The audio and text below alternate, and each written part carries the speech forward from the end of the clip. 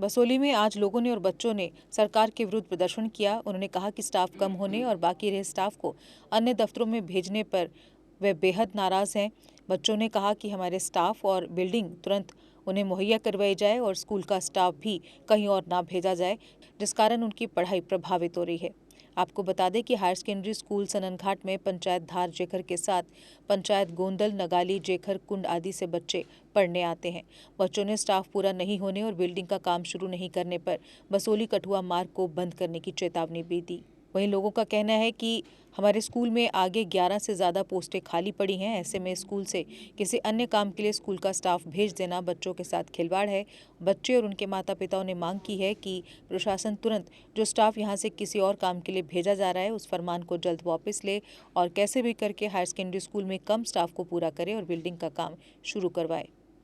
ये government high secondary school सननघाट है, तो इस स्कूल की मतलब ये परेशानी है कि यहाँ पर स्टाफ जो है वो बहुत कम है, लेक्चरर्स भी कम है और टीचर्स जो हैं वो भी कम है। और लेक्चर्स जो हैं वो 10 से नीचे जो क्लासें हैं उनको भी पढ़ाते हैं। अच्छा। उसकी वजह से भी क्लासें जो हैं वो पूरी नहीं हो पा रही हैं और लेक्चर्स जो हैं वो भी कम है और 11th-12th की जो क्लासें हैं वो भी मतलब पूरी लेक्चर्स कम है, पूरी नहीं लगती हैं और स्टाफ में जो है वो कम है। जो स्टाफ यहाँ पर है वो बहुत अच्छा पढ़ाता है और स्कूल के यहाँ पर स्कूल में पढ़ने में भी बहुत ऐसी परेशानियां हैं कि यहाँ पर बैठने के लिए जगह नहीं है। बिल्कुल ऐसा ही है, बहुत दिन हो गए काम लगा था लेकिन अब बंद है और हमें बैठने में मतलब इतनी परेशानी होती है कि 11th-12th की जो क्लासें हैं वो एक कमरे में ही बैठती हैं। आर्ट्स, मेडिकल, नॉन मेडिकल सब एक रूम में बैठते हैं और मतलब ऐसी क्लासें लगती हैं कि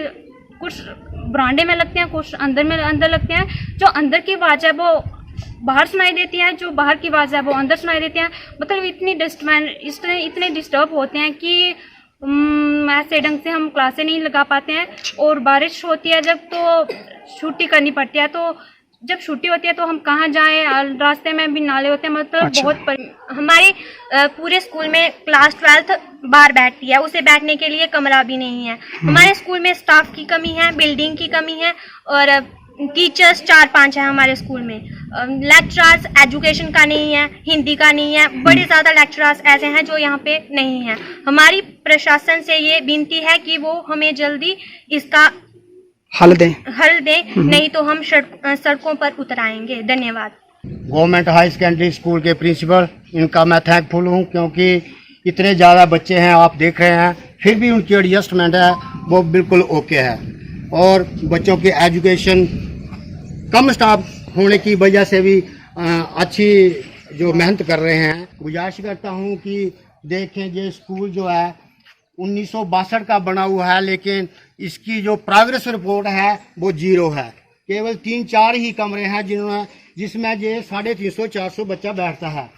और मैं एडमिनिस्ट्रेशन से फिर ये अपील करता हूँ कि जो हमारी बिल्डिंग का काम लगा है इसको जल्दी से जल्दी पूरा करें, क्योंकि 3-4 साल से ये वर्किंग हो रहा है लेकिन पूरे सही ढंग से काम नहीं हो रहा है। लेकिन स्टाफ अच्छा होने के कारण हमारा स्कूल जो है फिर भी थोड़ा तरक्की पर है, वरना स्टाफ कम होने के साथ साथ जो अभी हमारे 3 लेक्चरर डिप्यूट कर दिए इलेक्शन के लिए। मैं एडमिनिस्ट्रेशन से ये कह देना चाहता हूँ कि कम स्टाफ वाला स्कूल ही आपको मिलता है, कि जहाँ से ही टीचर उठाना पड़ता है, जहाँ 20-20, 30-30 टीचर हैं वहाँ से स्कूल आप उठा सकते थे इलेक्शन के लिए।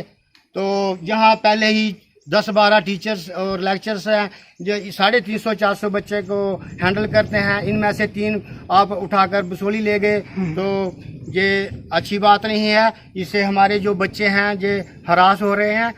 तो एडमिनिस्ट्रेशन से किया कि हमारी बातों को ध्यान में रखते हुए पूरा करें। मेरे पास आए उधर पंचायत घर में, तो जब ये आए तो मैंने इनसे पूछा कि क्या परेशानी, क्या दिक्कत है, आप क्यों आए। तो इन्होंने मुझे सारा मसला बताया, जैसे कि बाकी साथियों ने बताया कि स्टाफ की बहुत ज़्यादा कमी है। यहाँ पर जितना स्टाफ है वो 2-2 सब्जेक्ट पढ़ाने के बावजूद भी बच्चों के सब्जेक्ट रहते जा रहे हैं, वो उनको पढ़ा नहीं पा रहे हैं। और दूसरी परेशानी इन्होंने बताई बिल्डिंग की, जो कि पिछले 2 साल पहले आप यहाँ पे काम लगा था, उसका प्लेंथ का काम तो हुआ लेकिन वो आगे प्रोग्रेस नहीं हो पाई, उससे आगे उसकी बिल्डिंग कंस्ट्रक्शन नहीं हो पाई, सिर्फ प्लान था कि वो पिछले 1 साल से काम रुका हुआ है। तो इन बच्चों ने मुझे मेन यही 2 प्रॉब्लम्स बताई। एक तो स्टाफ की कमी, और स्टाफ यहाँ पे पहले से ही 8 से 10 जो पोस्टर्स हैं वो खाली पड़ी हुई हैं, टीचिंग की पड़ी हुई हैं, नॉन टीचिंग की पड़ी हुई हैं, लेक्चरर्स की 5-6 पोस्टें खाली पड़ी हुई हैं। तो यहाँ पर एक फार फ्लंग एरिया है, ये बैकवर्ड एरिया है। तो यहाँ से अगर टीचर आप यहाँ से पहले ही काम में फिर से यहाँ से हायर कर लोगे आप कोई इलेक्शन काम के लिए या किसी दूसरे काम के लिए, तो सिर्फ एक प्रिंसिपल या एक आधा स्टाफ और 1-2 मेंबर और नहीं पढ़ा पाएंगे, 2-4 मेंबर नहीं पढ़ा पाएंगे, क्योंकि यहाँ पर 350-400 के करीब जो है बच्चे पढ़ते हैं। तो अभी बच्चों ने मेरे साथ अप्रोच की, तो इन्होंने पहले भी मुझे बोला था, तो मैंने हमारे जो डीडीसी अध्यक्ष हैं मैंने उनसे बात की थी, लेकिन अभी भी मैंने उनको 3-4 बार कॉल की, लेकिन उन्होंने मेरी कॉल पिक नहीं की। पहले की थी पिक, लेकिन उन्होंने बोला कि ठीक है मैं कुछ करता हूँ, लेकिन हुआ कुछ नहीं।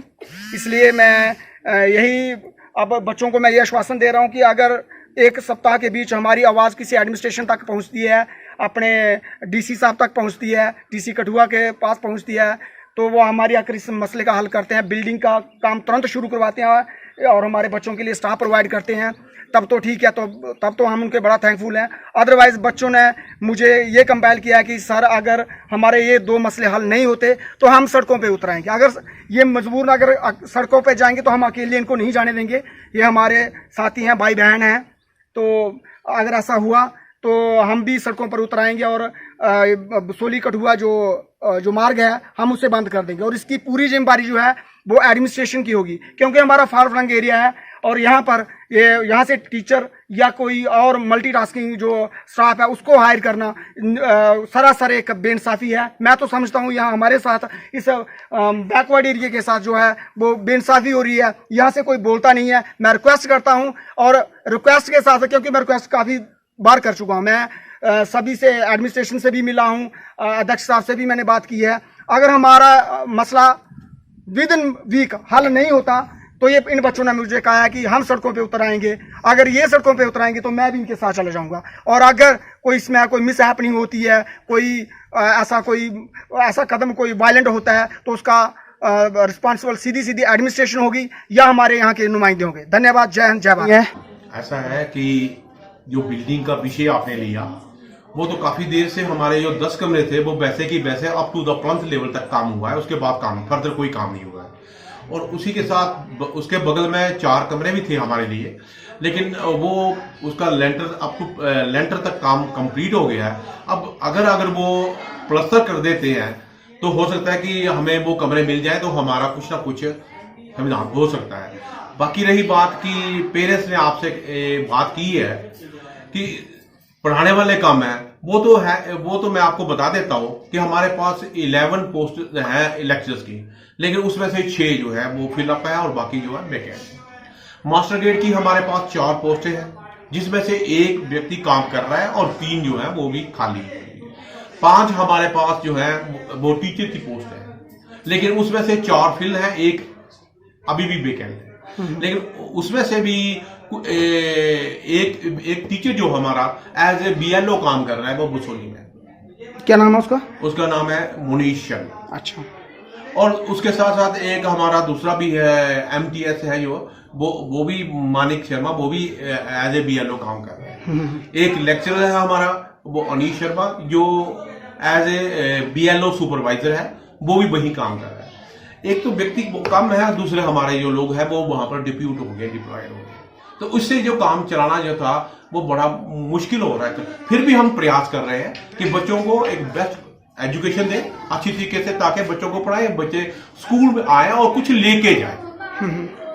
अपना प्रयास है। हमारे लेक्चरर्स जो हैं वो भी क्लासों में जा रहे हैं और उन बच्चों को पढ़ा रहे हैं। सर आपने अपने लेवल पे हायर अथॉरिटी से की बात इस बारे में कि हमारे पास स्टाफ कम है, स्टाफ भेजा जाए? यार हमारे पास ये होती है स्टेटमेंट जाती रहती है, हमारी डॉग जो वो मांगते हैं, हम हर वक्त जो जब मांगते हैं तो पूरा स्टेटस बता के ही भेजते हैं कि हमारे पास ये पोजीशन है, ये टीचर की है, मास्टर की है, लेक्चर की है। अब उस पर अमल करना तो उन्हीं का काम है, मैं तो कुछ नहीं कर सकता। मैं तो यहाँ पर सिर्फ फैसिलिटेट कर सकता हूँ कि टीचर को एक क्लास में भेजूँ, दूसरी में भेजूँ या लेक्चर्स को भेजूँ, ताकि बच्चों को पढ़ाई जो है ये तो बड़ा ही कठिन है। आपने जो क्वेश्चन पूछा, आप खुद ही देख रहे हो कि हमारे पास 4 क्लासरूम है फॉर टीचिंग पर्पस। अब जो वो 4 क्लासरूम है टीचिंग पर्पज के लिए, अब उनको यूटिलाइज कर रहे हैं, लेकिन उन्हीं के साथ उनके बरामदे हैं जहां पर हम बच्चों को एडजस्ट कर लेते हैं। अगर बारिश का मौसम हो तो फिर बरामदा भी काम नहीं करता, क्योंकि वहां पर भी बारिश आ जाती है, तो इसी के बीच में ही एडजस्ट करके हम काम करते हैं।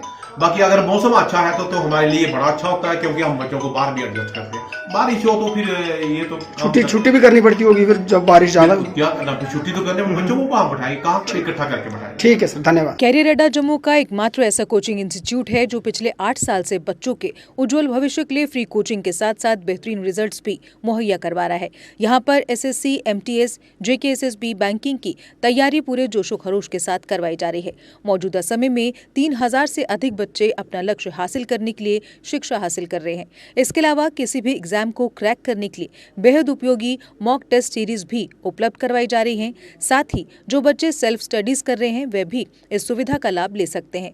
बच्चों के लिए फ्री डाउट सेशन भी दिए जा रहे हैं, तो देर किस बात की, आज ही आएं और कैरियर अड्डा में सोमवार से शुरू हो रहे बैच में अपनी सीट बुक करवाएं। हमारा पता है career Adda institute, opposite Dara Singh clinic, Rehari Chungi, Jammu. Mobile number 9906187157, 01912583 Jammu Kashmir की खबरों के लिए जुड़े रहिए JK अपडेट के साथ।